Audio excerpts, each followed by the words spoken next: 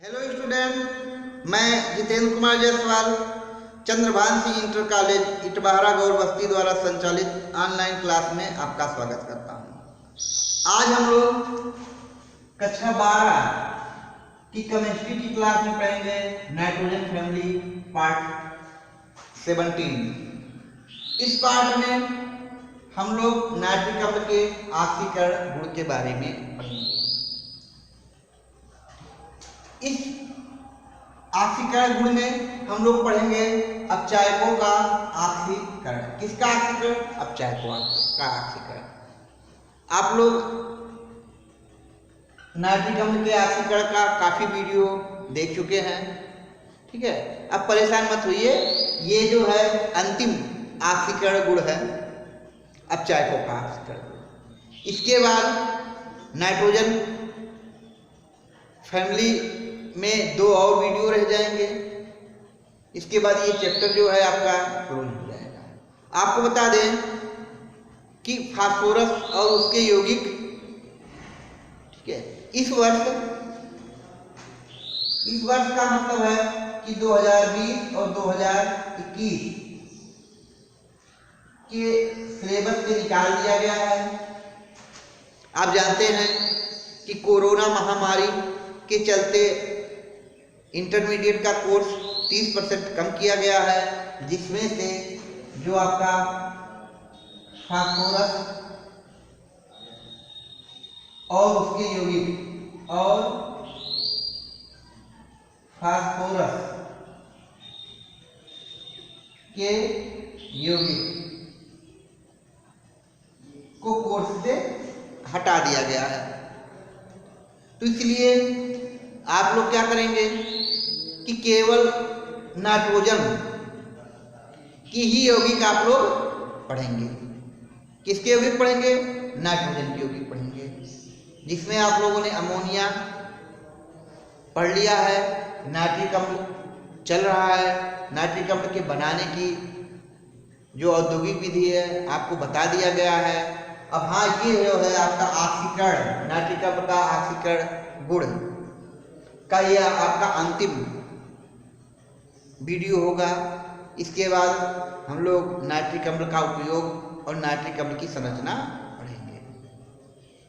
तो देख लेते हैं अपचायकों का ऑक्सीकरण।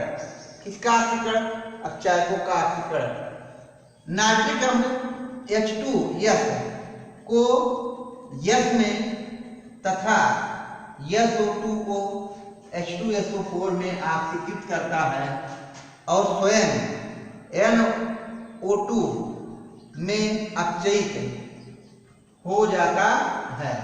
तो इसका रिएक्शन हम लोग देख लेते हैं। 2NO3 gives NO2 plus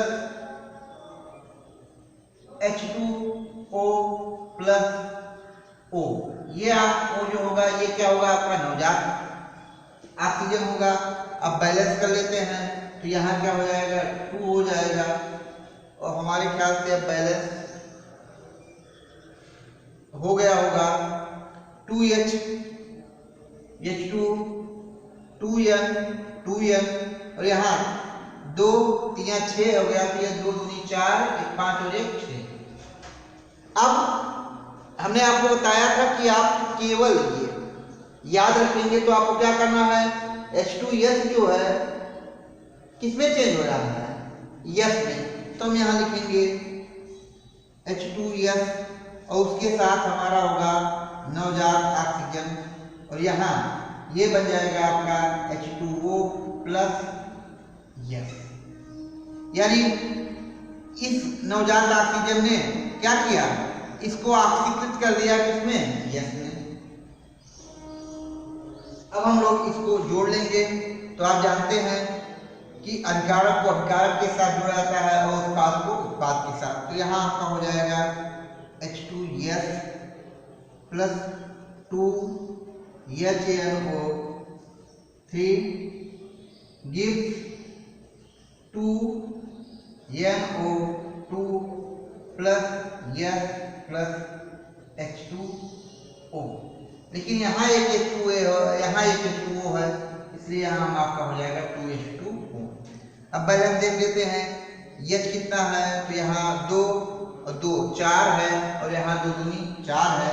N कितना है, 2 N यहाँ है, 2 N यहाँ है, यस एक यहाँ है, एक यहाँ है, और वो देख लेते हैं 3 दूनी 6, तो यहाँ हो जाएगा 2 दूनी 4 और 2 6। अब देख लेते हैं कि जो SO2 है किसमें चेंज होता है, H2SO4 में। तो एक आपका रिएक्शन तो यही रहेगा, 2HNO3 gives 2NO2 plus H2O plus O, और O को आप जानते हैं कि ये नवजात ऑक्सीजन है, क्या है, नवजात ऑक्सीजन। अब देख लेते हैं कि SO2 का ऑक्सीकरण कैसे होगा, तो SO2 प्लस हम लोग लिख देंगे नवजात ऑक्सीजन, और क्या बन रहा है, H2SO4, इसलिए हम यहाँ आपको या हम क्या जोड़ देते हैं, पानी जोड़ देते हैं, बिना कुछ सोचे हम लोग बना लेंगे H2SO4, क्योंकि हमने बताया था कि ये आपको याद करना पड़ेगा। अब देख लेते हैं, S1 H2 2 1 3 1 4, यानी कोई भी बैलेंस आपको करना नहीं पड़ेगा। अब हम इसको जोड़ लेते हैं। आप जानते हैं कि अधिकारक को जोड़ा जाएगा उत्पाद को, तो ये आपका हो जाएगा SO2 plus 2HNO3 plus H2O gives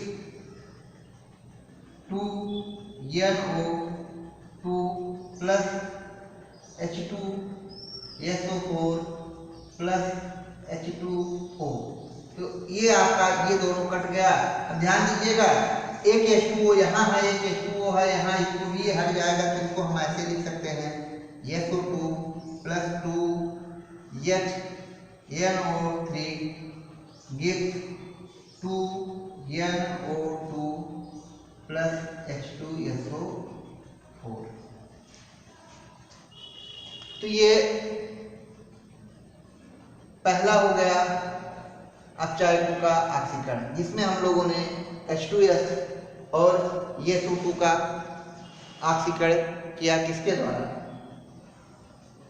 HNO3 के द्वारा। अब हम लोग देख लेते हैं अपचायकों का ऑक्सीकरण में दूसरा नंबर, नाइट्रिक अम्ल Ki, मतलब कि पोटेशियम आयोडाइड को I2 में, तथा FeSO4 के अम्लीय विलयन को Fe2SO4 होल थ्राइस में ऑक्सीकृत करता है और स्वयं NO2 में अपचयित हो जाता है। तो आपका एक रिएक्शन तो यही होगा, 2HNO3 gives 2NO plus H2O plus 3O। ये आपको हमने बताया था कि ये आपका एक जनरल रिएक्शन है, लेकिन ये सब आपको याद करना पड़ेगा। तो देख लेते हैं, पहला KI प्लस नवजात ऑक्सीजन प्लस HNO3। अब ये आपका हो जाएगा KNO3 plus I2 plus H2O। ठीक है, अब देखिए यहाँ I2 है, तो यहाँ भी हमको क्या करना पड़ेगा, 2 करना पड़ेगा। अब यहाँ 2 के हो गया, तो यहाँ भी हमको कितना करना पड़ेगा, 2 करना पड़ेगा। अगर यहाँ 2N हो गया, तो यहाँ भी हमको कितना करना पड़ेगा, 2 करना पड़ेगा।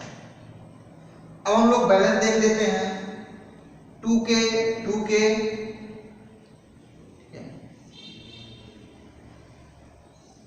I2 यानी 2I I2, 2N H2 2H O देख लेते हैं तो O यहाँ कितना है, O 3 दूनी 6 1 7 और यहाँ जो है 3 दूनी 6 1 7, इसका मतलब कि ये बैलेंस है। अब इनको हम जोड़ देंगे, लेकिन जोड़ने से पहले आप ये चीज देख लीजिए कि यहाँ कितना है, O केवल 1 है और यहाँ O कितना है 3 है, इसलिए हम क्या करते हैं इसमें 3 से गुणा कर देते हैं। किससे गुणा कर देते हैं, 3 से, और आप 3 से गुणा करके हम जोड़ देंगे। आप जानते ही हैं कि अपकारक को अपकारक के साथ, उत्पाद को उत्पाद के साथ। तो ये हो जाएगा 3 दूनी 6 KI प्लस, अब देखिए ये हो गया 3 दूनी 6 और 2 8 H NO3 गिव्स, ये आपका हो गया 3 दूनी 6 K NO3 plus 2 NO plus ये आपका हो गया 3I2। अब यहाँ देख लीजिए, यहाँ ये आपका एक यानी एक H2O था और यहाँ आपका 3, इसका मतलब यहाँ हो गया आपका 4H2O। अब हम बैलेंस देख लेते हैं, 6I,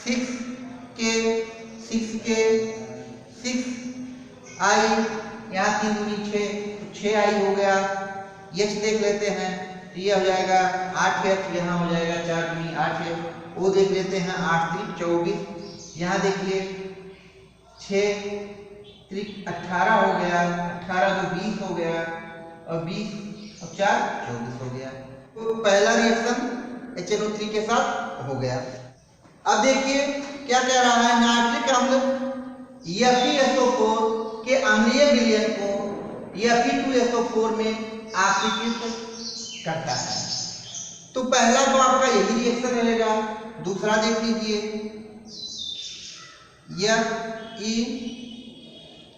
FeSO4 प्लस ये आपका हो गया O प्लस।